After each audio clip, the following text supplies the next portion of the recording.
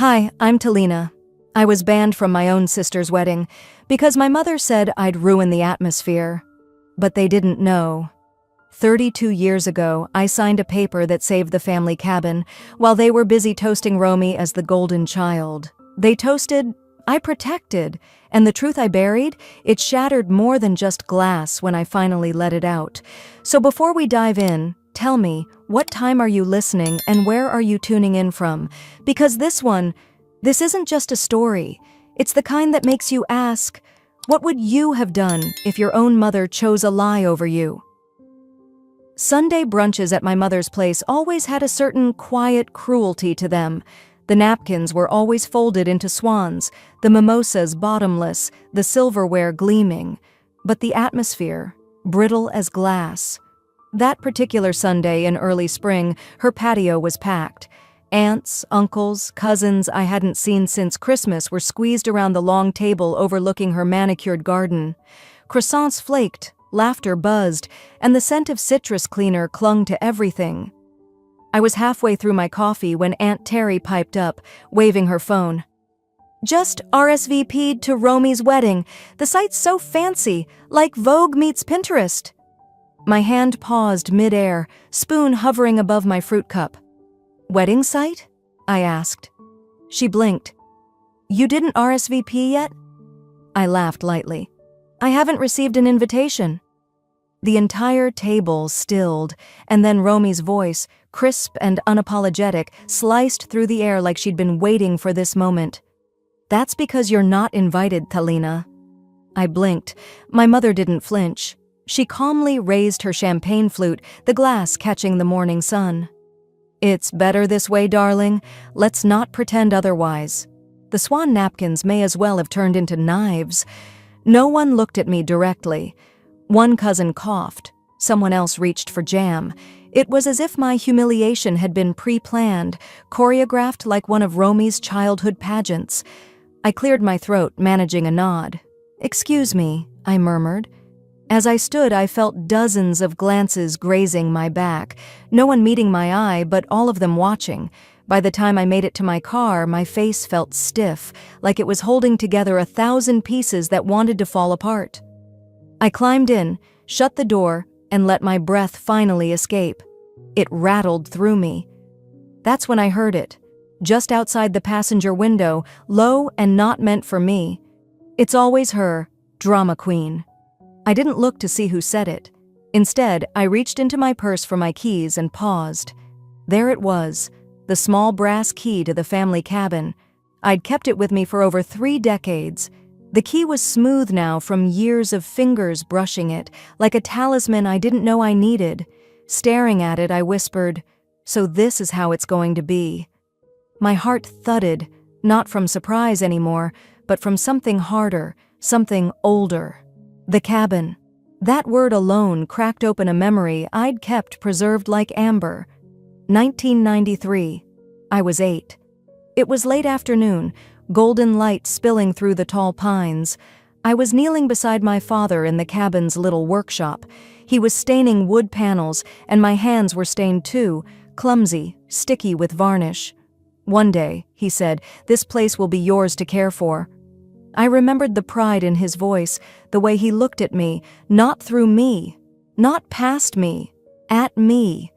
Romy had hated the cabin, too dusty, too remote. Isolde never bothered to hide her disdain, calling it quaint in that tight-lipped tone she reserved for things she found beneath her.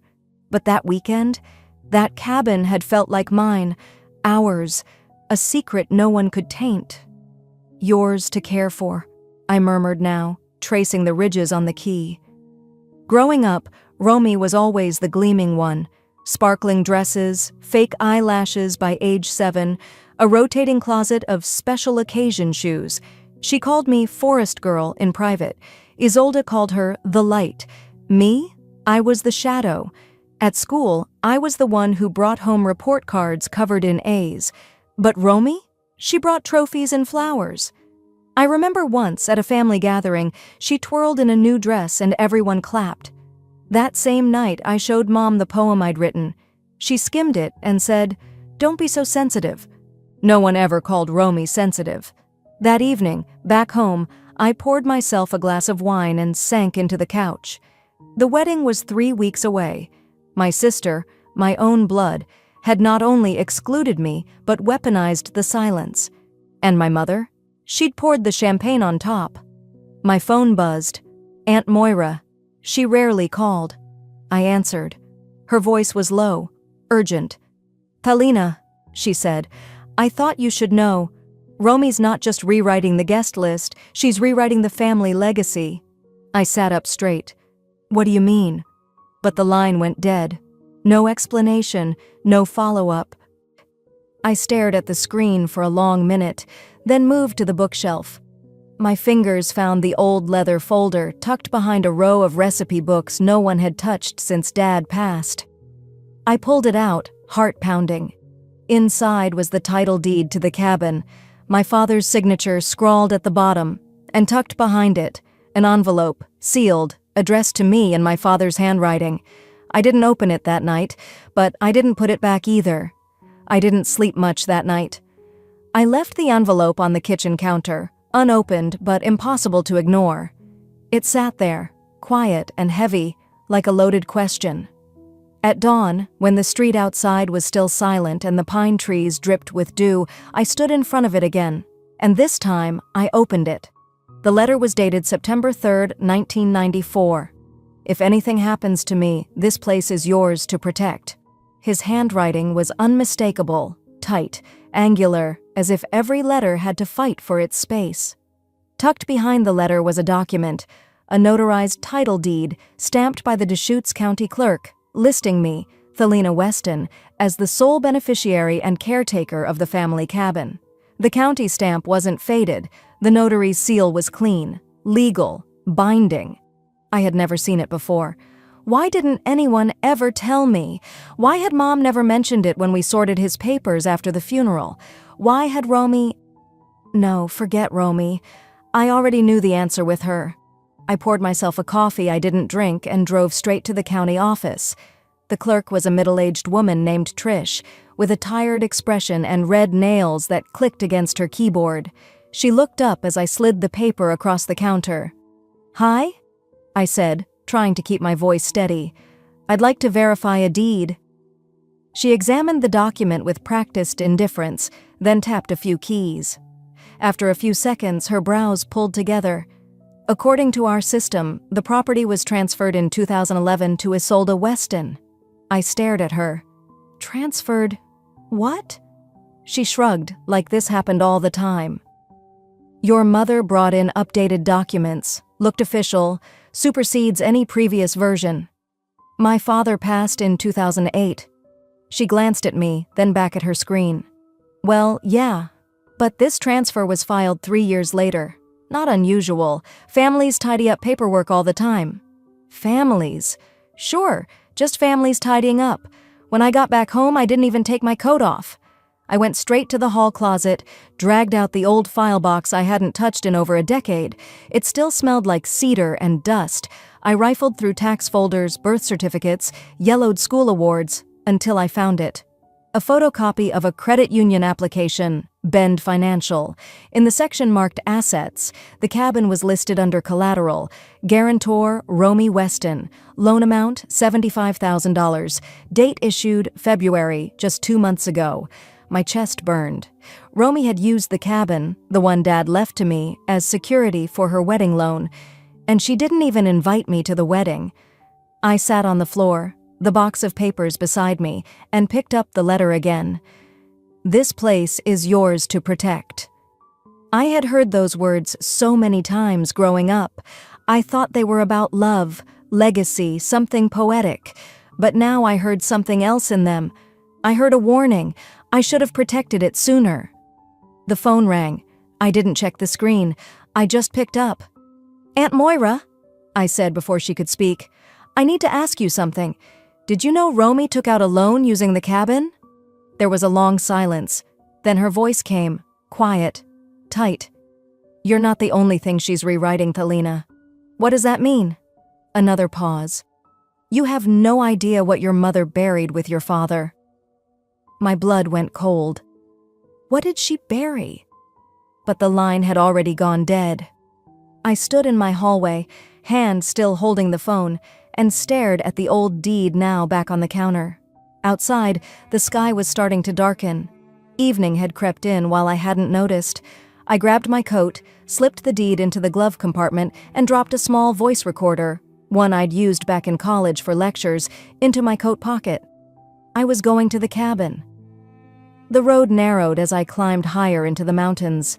Wind pressed against the windshield, sharp with the scent of wet pine.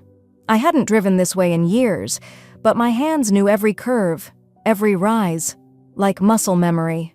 The rain had thinned to mist by the time I pulled into the gravel drive, headlights sweeping over the front porch. And there it was, the cabin.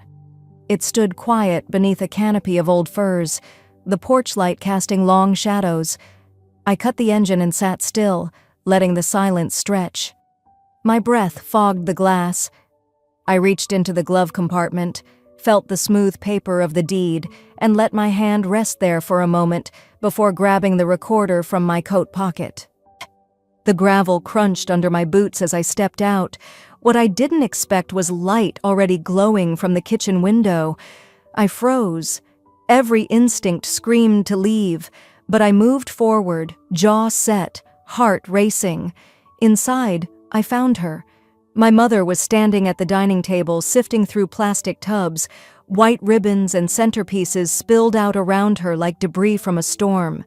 She didn't jump when she saw me, just looked up and said, almost breezily, "I was checking the wedding decor. Some of the vintage lanterns were up here." It took everything in me not to scream. "At midnight?" She smiled faintly. "You're being dramatic again, Thalina." I walked past her, set the envelope down on the table, and unfolded the deed. The paper laid flat between us like a line in the sand. She looked at it. Her lips didn't even twitch. "That?" she said. "That was never valid. Your father, he got sentimental after his heart surgery. That paper means nothing. It's notarized. It has a county seal. It's legal." She let out a soft laugh. "Legal means nothing when the man making promises isn't in his right mind.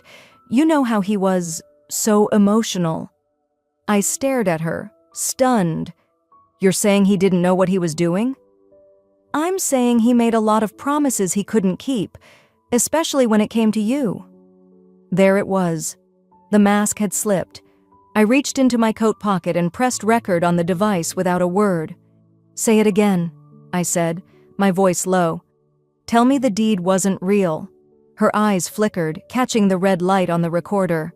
"Oh, for heaven's sake, what do you think you're doing? No one's going to believe you. You've always been fragile." She was baiting me. I didn't take it. "Then why did Romy use the cabin to secure a wedding loan?" "That did it." Her body stiffened. The color in her face drained just a shade. She didn't answer right away. "Don't be ridiculous," she said, but her voice had lost its easy rhythm. "That was an administrative error. I'll look into it." I picked up the deed. "You didn't think I'd ever look into anything, did you? Just like always. You thought I'd stay quiet." She didn't deny it. Instead, she busied herself with untangling a spool of ribbon, like this conversation was a minor inconvenience. I turned from her and opened the old hallway closet, where Dad used to keep camping gear. It hadn't changed. Same dusty shelves, same battered cardboard boxes. One of them was marked with his handwriting, "Tools, Storage." I dug through it, past a rusted wrench and a faded baseball cap. Then I saw it, his old black cassette recorder, the kind with the tiny rectangular tapes we hadn't used since the 90s. It had a note taped to it. "Cabin, April 4th. I popped the tape into the machine, clicked play. A low crackle, then his voice. "If you're hearing this, something's gone wrong." My knees nearly gave. "I made it clear. Thalina inherits the cabin. I filed the deed. I left instructions. If they try to change this, fight it. I named Frank Temple as the witness. You'll find everything in my office." The recording clicked off abruptly. The air left the room. I stared at my reflection in the dark window, my face pale, my mouth open. My father had known. He had seen it coming, and he had tried to protect me the only way he could. I turned back. My mother hadn't moved, but she'd heard. I knew she had. "You don't belong here anymore," she hissed, eyes sharp, voice low. I didn't look at her. I walked to the door, recorder still in my hand. "I do," I said, legally, emotionally, and morally. Outside, the rain had stopped. I stepped into the cold and drove away without slamming the door. In the passenger seat, the recorder kept playing. I replayed my father's voice again and again and again. Each time it steadied me more than the last. I had just reached the fork in the road leading back to Bend when my phone buzzed in the console. A text from Romy, 3 words, clipped and venomous: "Don't you dare." After I hit send, I just sat there, staring at my phone like it might blink back. There was no anger in me, not in that moment, just a deep, strange stillness. I hadn't responded to Romy's threat. I didn't need to. The facts were louder than any insult she could text me. The next morning, I drove to Eugene. I hadn't planned to attend her wedding brunch at the country club, but something about the way she used that word, dare, made me put on a gray dress, pull my hair back into a clean knot, and show up. No one expected me. The valet hesitated when I gave him my keys, like maybe he thought I was lost. Inside, everything was lavender and lace, gold-edged name cards, floral arrangements taller than the servers, smells of melon, champagne, and artificial civility. Romy always did love performance. I walked in and caught the ripple, heads tilted, hands paused mid-mimosa. I felt their eyes trail me like perfume. There was no chair with my name. I stood quietly behind the last row of satin-covered chairs and smiled when Romy looked my way, lips parted just enough to show discomfort but not enough to form words. "Standing's fine," I said, just loud enough for the table to hear. Her fiancé, Trent, didn't look up. He never really looked at me. The brunch began with light chatter, the usual wedding games, and plenty of empty flattery. I kept to myself, stirring coffee that had long gone cold. And then it happened. The wedding planner, a young woman with a clipboard and a tablet practically glued to her hip, approached Romy mid-scone. She leaned down, oblivious to the hush her voice would cause. "Hey, sorry to interrupt, but I noticed Helena's still listed as the cabin owner on the property use permit. Should we update that before the ceremony paperwork gets finalized?" Silence. I heard Romy's fork hit the plate. Isolde didn't miss a beat. Her smile never faltered. "Handle it," she said through clenched teeth. The planner blinked, clearly confused. "Of course, just let me know whose name I should input." I took a sip of my coffee. Finally hot. No one spoke. No one moved. Romy's gaze found mine like a dare. But I wasn't playing anymore. I wasn't the quiet sister in the background, the shadow in family photos. I wasn't the girl they forgot to invite and expected to stay quiet about it. In the hallway outside the ballroom, I stepped away for a moment, needing air, or at least a break from all the fake flowers. But of course, I didn't get solitude. I got Isolde. She was already there, arms crossed, eyes sharp. "That was cruel," she said flatly. "No," I replied. "It was true." She stepped closer. "You've always had this self-righteous streak. You're not some martyr. Don't pretend this is about justice." I didn't answer. She reached into her purse and pulled out a manila envelope, handing it to me like she was offering peace. "Your father changed his mind before he died. This," she tapped the edge, "was his amendment. He realized you weren't strong enough to handle responsibility." Inside was a printed Word document.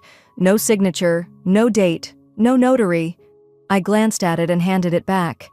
"You're showing me a Word doc, Mom." He was going to sign it. We just didn't get the chance. Because he died.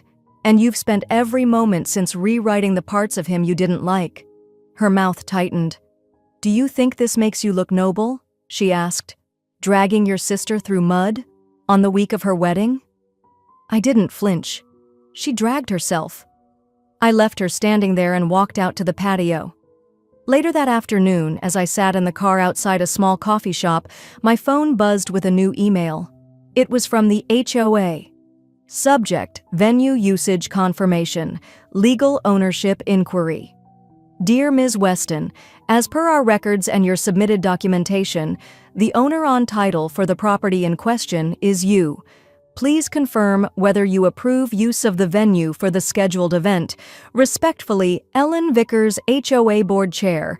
I hit reply and typed just 2 words. Use denied. Send. 30 minutes later, Romy called. I answered on the second ring. You're ruining everything, she spat, her voice shaking. It's not your everything, I said calmly. It's my only thing. She hung up. There was nothing left to explain. By nightfall, I was home, legs tucked under me on the couch, a blanket across my lap. I didn't have music on, or TV, just the sound of the clock ticking and my inbox still open. That's when I saw it. Instagram. Someone had sent me a story. Romy's account. A blurry photo of me walking out of the country club, shoulders back, head high. Captioned, "Some people can't stand to see you shine." Underneath, "Ungrateful never looks good." I stared at it for a long moment. Then I exhaled, not out of anger, out of clarity. I clicked out of the app, opened my email again. There, waiting, was a subject line from the county permitting office. Urgent. Cabin venue request revoked by owner, you. And for the first time in a long time, I smiled. The next morning, I was still in my robe, sipping coffee on the porch, when I saw a sleek black car pull up in front of my house. It wasn't Romy's usual convertible or Isolde's leased SUV. This was colder, more deliberate. The kind of car that made neighbors peek out through their blinds but pretend they didn't. I stood as the door opened and Isolde stepped out first, in her usual cream coat that always looked too perfect for weather. Romy followed, sunglasses on though the sky was overcast. Then came a man I'd never seen before. Sharp suit, tan folder under his arm, the practiced expression of someone used to rewriting truth for a fee. They walked up the path without a word. I didn't invite them in.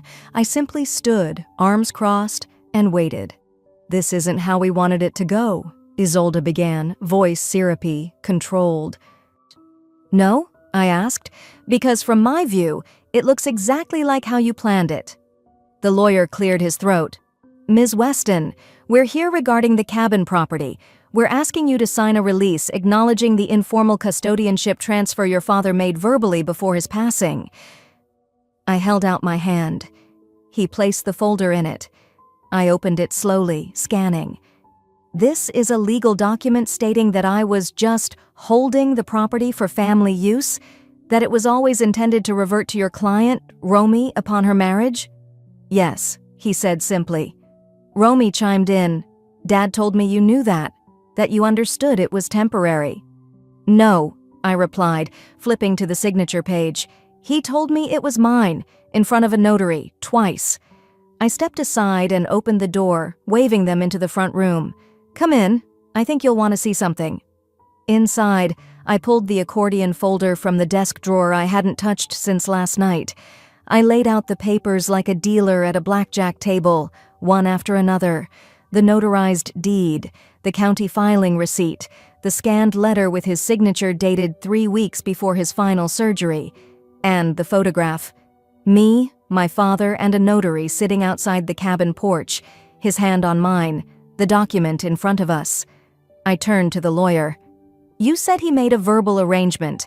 This is his written and legally filed will. And this," I tapped the photo, "is the day it happened." He adjusted his tie. "This changes things." "You don't say." Isolde sat on the edge of the couch like it burned her. "This isn't what he wanted. He said it would keep us close." "You mean quiet," I said. There was silence in the room for a full 10 seconds. Then Romy snapped. "You're a bitter little clerk," she spat. "Always watching from the sidelines, always taking notes, judging. You've always hated me." I looked at her calmly. "I didn't hate you. I just stopped cleaning up after you." She blinked, like the slap had landed, though no hand had moved. Isolde started to speak, but Romy turned on her. You said you'd handle it. You said this wouldn't be a problem. Now look at this mess." She grabbed her bag and stormed out the door, yelling as she went, "You've ruined everything!" The car engine roared as she peeled away. Isolde stood, but for once she didn't have another mask to wear. She looked older, thinner in the daylight, like the truth had stripped her down. "Why are you doing this?" she asked quietly. I studied her for a long moment. "Because someone finally has to." I walked to the door and held it open. She stepped through without another word. The air shifted when the door shut behind her. I leaned against it, breathing deep. Not relief, just resolve. The kind that doesn't come from winning, but from finally telling the truth. I walked back to the kitchen and opened my laptop. Inbox, 1 new. Subject, anonymous submission to local wedding blog. My sister is sabotaging my big day. Of course. The moment I opened the post, I felt my stomach twist. There it was, her smiling face, filters softening every edge, a pastel pink background with cursive font overlaid like it was part of a bridal announcement, except the words sliced like glass. Sometimes, the most dangerous people are the ones hiding behind silence. My sister has fabricated ownership of our family property, forged documents, and manipulated our father's last days. Mental illness is real, so is betrayal. Underneath, the hashtag, Protect the Truth, Wedding Week Wreckage. Within hours, I was tagged in story reactions, meme comments, and quote reposts from mutuals I hadn't spoken to in years, people I once invited to birthdays, co-workers DMing with vague, worried lines like, "Are you okay?" and "Saw something weird, call if you need anything." She'd set it up perfectly, a whisper campaign wrapped in a wedding gown, and I was the villain she'd carefully painted over months, maybe years. I sat on the edge of the couch, phone in my hand, unable to move. My thumb hovered over the reply button more than once, but every instinct told me that's exactly what she wanted. A storm of rage was bubbling beneath the surface, but I didn't give it to her. Instead, I shut off the phone. I poured a glass of water, and then I heard it. A knock at the front door. 3 soft, patient taps. I opened it to find Mr. Lambert, my neighbor from 2 houses down, holding a tin of cookies. "I saw your sister's post," he said gently. "Mind if I come in for a few minutes?" He moved slowly, deliberately, and I guided him to the kitchen, set the tin down, and poured him a cup of tea. He didn't waste time. "I remember the day your father signed those papers. I remember because I drove the notary back afterward. She didn't have a ride and your dad asked me." My eyes widened. I hadn't even thought to ask who'd been present, outside of the photo I still kept in my drawer. He said, "I want Thalina to have this place because she's the only one who ever sat still long enough to listen to the trees." He chuckled softly, eyes misty. I didn't understand it then, but I do now. I nodded, a lump rising in my throat. "I can write a statement. Or if it goes to court, testify if needed. I'm not getting any younger, but I still know what I saw." I reached across the table and squeezed his hand. "Thank you. That means more than I can say." He stayed a little longer, sipping his tea and recounting how my father used to play him old folk records at the cabin porch. I hadn't heard those memories in years, and now they felt like lifelines. After he left, I sat at my desk and started gathering everything. I organized a folder with printed screenshots of Romy's social post. I added copies of the notarized deed, the letter from my father, the guestbook page, and now Mr. Lambert's typed and signed statement. I even included the old photo again. I didn't share it publicly. I didn't reply. I didn't text her back, but I saved it. Ready. "If they want war," I murmured to myself, "I'll fight with facts." Later that night, I opened the drawer where I kept the cabin's guest book. The paper was worn and smelled faintly of cedar and mildew, but the handwriting was still clear. First page. My father's words. "This place belongs to Thalina. If you're reading this, it means she protected it." He hadn't known what future I'd face, but he'd left me something anyway. I pressed my hand to the page, closed the book, and placed it on the dining table. Something told me I'd need it soon. I was just tidying up when my phone buzzed again. Email. From wedding planner, roseandivy.com. Subject, urgent, ceremony access revoked. I opened it. Per request of the bride's family, please do not attend the ceremony or reception under any circumstance. Attached was the updated seating chart. I wasn't on it. No surprise there. But table 3 caught my eye. Media guests. And listed under that, David Marin, my ex. They tried to erase me from the wedding, but they forgot. I knew where the foundation cracked, and I knew who'd built it. 2 days before the wedding, the monthly HOA meeting was scheduled at the community center. Normally, the room was half empty, mostly retirees discussing fence heights and snowplow schedules. But this time, every chair was filled, and a few people even stood by the back wall with coffee cups in hand, murmuring behind their lids. Romy was there. So was her fiancé, in a navy suit too sharp for a neighborhood meeting. Their realtor sat beside them with a leather portfolio and a packet of property documents. I caught the words, "Parcel near the cabin," on the folder tab. I walked in 5 minutes late, intentionally, and not a single soul missed my arrival. People shifted in their seats. The room seemed to tilt slightly when I pulled out the folder and the guest book from my bag and laid them neatly on the table in front of me. No one said a word. I stood, took a slow breath, and said evenly, "Before any land changes hands in this neighborhood, the truth must." All heads turned, some confused, others bracing. I opened the guest book to the first page and read the words aloud. "This place belongs to Thalina. If you're reading this, it means she protected it." My father's handwriting, sturdy, looping, proud. I lifted my eyes just in time to catch Romy shift in her chair. Her expression didn't crack, but her nails dug into her armrest. Then I held up Mr. Lambert's notarized affidavit. Notarized documents confirming the transfer, witnessed, recorded, preserved. I placed the deed on the table next. Filed, stamped, valid. A board member, Mrs. Ellings from 2 blocks away, tilted her head and asked, "Is this part of a legal dispute?" I met her eyes. "Not anymore. The truth is already recorded." And then, somewhere to my left, a hand began to clap. 1, 2, then more joined in. A soft, slow ripple of polite applause. It wasn't loud, it wasn't showy, but it was enough. Romy stood up mid-meeting, her face flush with rage. She whispered something to her fiancé, grabbed her bag, and left in a rustle of fabric and fury. Her fiancé lingered a moment too long, eyes scanning the documents, then followed her out without a word.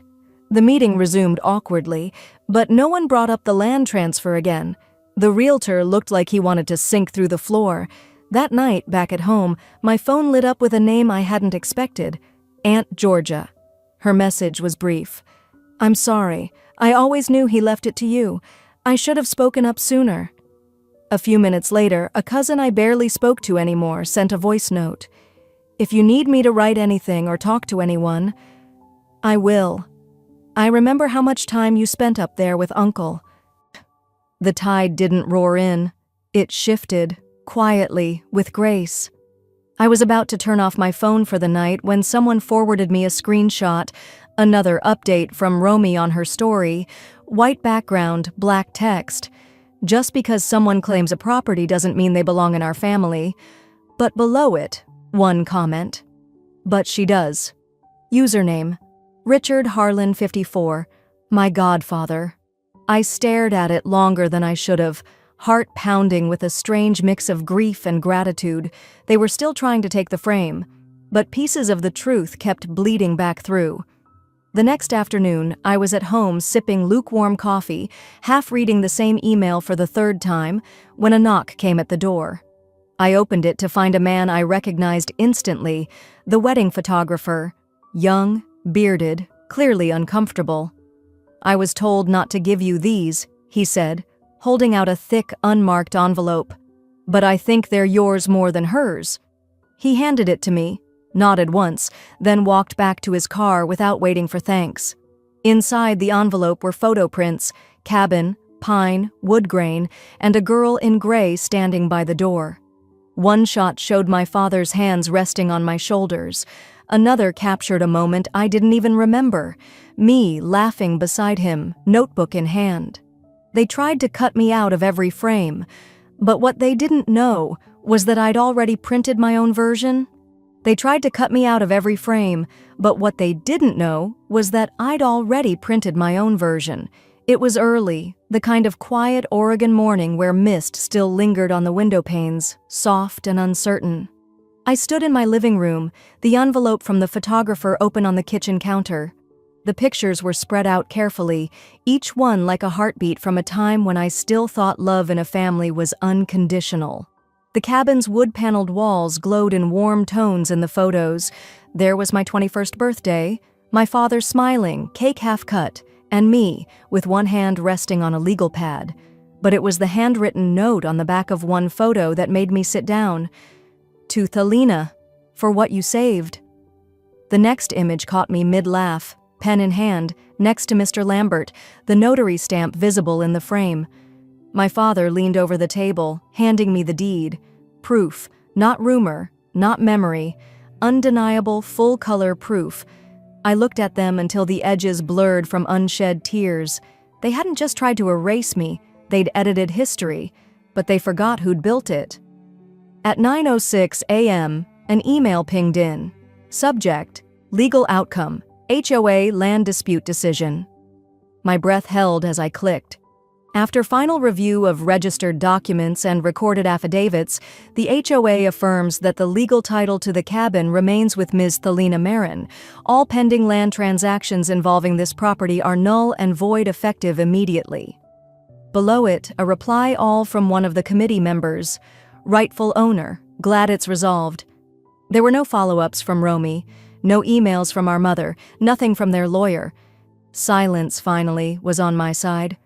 I closed my laptop, leaned back in the chair, and stared at the ceiling. I wasn't angry anymore, just tired. And finally, still. I poured myself another cup of coffee and let the mug warm my hands as I walked back into the living room.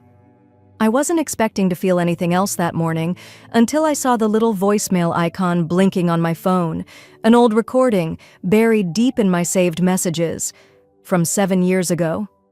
I pressed play. Hey, sweetheart, it's Dad. His voice had that worn-out smile I remembered best, like he was already halfway through his thoughts before the greeting caught up. If they ever forget, don't let them. That cabin, that wasn't just property, it was the one place that kept us stitched together. You knew how to hold it all, even when the rest of us were coming apart. That's why it's yours. Not because I loved you more, but because you never asked to be chosen. I didn't cry hard. I just sat quietly, tears slipping down as if my body needed to wring them out gently. I let the message play twice, then I archived it but didn't delete it. Not this time. At 11 hacks my phone buzzed again. Group text from cousins.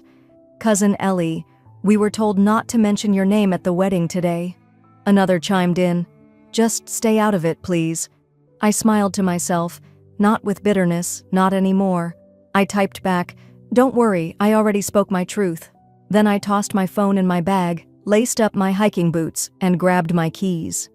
I didn't need to watch them toast champagne and pretend something sacred hadn't been stolen and weaponized. I drove toward the cabin instead. The road curved gently through the forest, sun filtering in through pine. As I pulled up the gravel driveway, I noticed something odd. A bouquet of wildflowers sat on the cabin steps. There was a small folded card tucked into the stems. I always knew.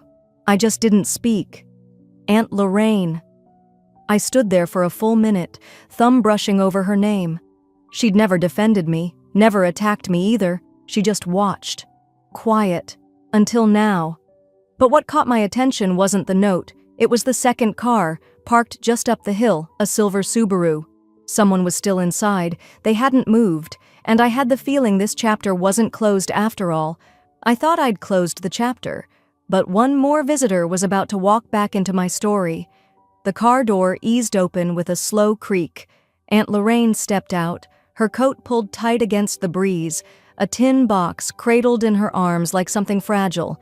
She didn't speak right away, just walked toward me across the gravel, her eyes scanning the porch like she hadn't seen it in years.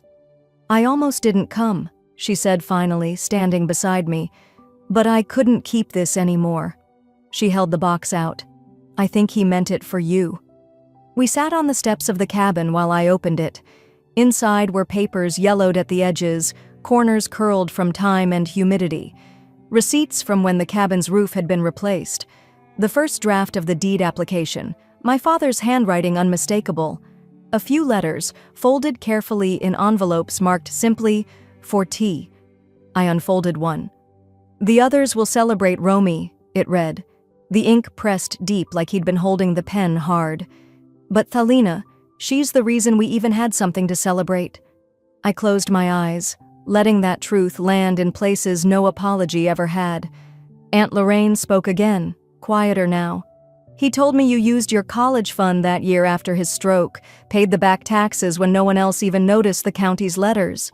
I nodded. "He never said a word about that to me." "He wanted to protect you, not just from the world, but from needing to prove yourself over and over."